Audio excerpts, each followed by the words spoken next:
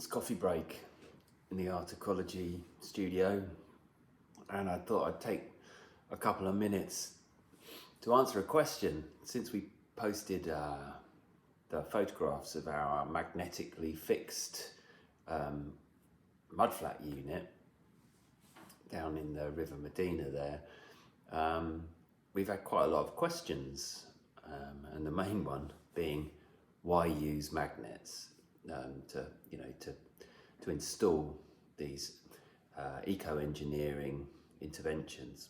This is a mudflat unit, but it's quite heavy, and this is actually a hybrid. It's kind of a cross between a vertical and a mudflat unit. You can see that inside it has all of that lovely sculptural detail that we put inside our verticals, and when you do this, it kind of increases the chances of these things being populated with rock pool sea life. And there's that lovely milled metal front.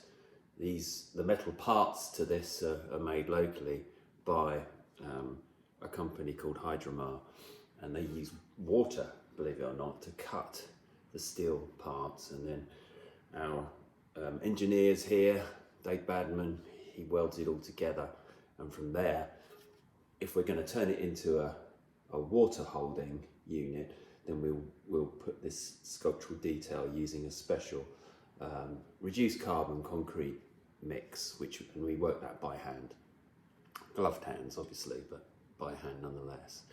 And so this is a metal intervention, and that means that, and you can see the shape of it is designed to fit into the in-pans, as they're called, of sheet pile.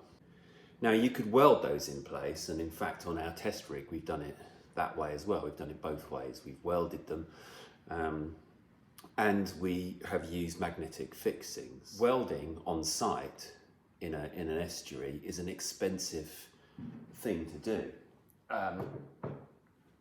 because it requires specialist people doing specialist things with specialist tools and materials, and therefore it gets very expensive. So what we wanted to do is find a way of simplifying that, because if you're going to make eco-engineering accessible and kind of usable, then you've got to try and keep the costs down. It's as simple as that. If it gets too expensive, no one's going to do it.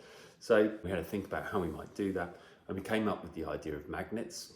So we went to a company called Goldsmiths. They are specialists in magnet science and technology, and with their help we were able to work out the shear forces and the pull forces, and what would be needed in terms of sort of being able to hold one of those mudflat units on with just with magnets alone. And so through the post we got this box, and in this box there's a bunch of these things. These are super magnets. Now they're unbelievably powerful, and so they're held onto this metal lid, the box that they came in, and you can get these off because they're not held on using their strongest force. Look how small they are. That's all it is. We've got for 8 of these holding that unit that we showed photographs of, holding that unit in place. Just 8 of these tiny magnets. Now you can get these apart, obviously, because if you couldn't, that would be absolutely useless, and you have to slide them.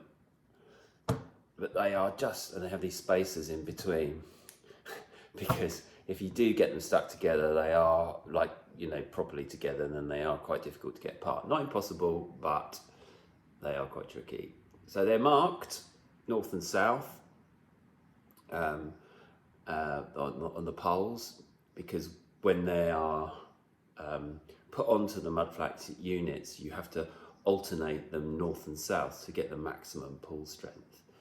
And 8 of these give you a pulling strength of 130 kilograms, which is just unbelievable. So they are just ridiculously powerful. and if, it always terrifies me doing this. And you have to watch, you don't pinch your fingers. There we go. Yeah. So those are the magnets, the super magnets that we're using. They're also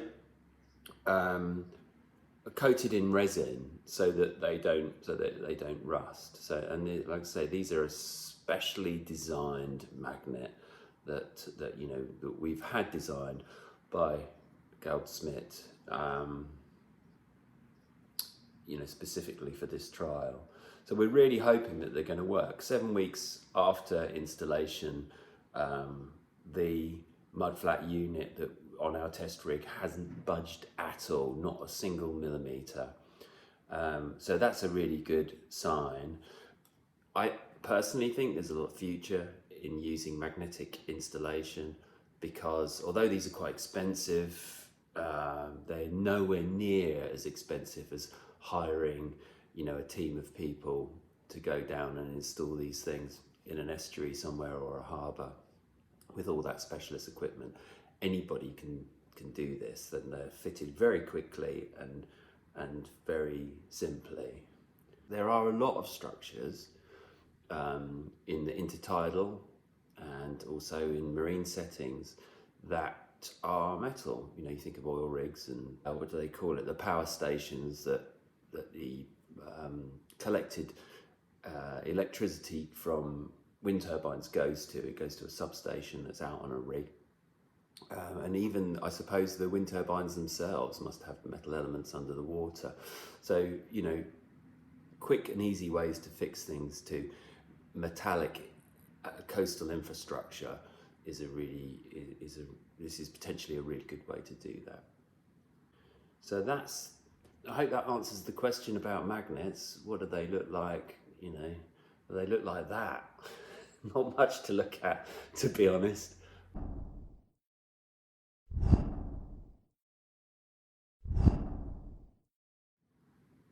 Magnets.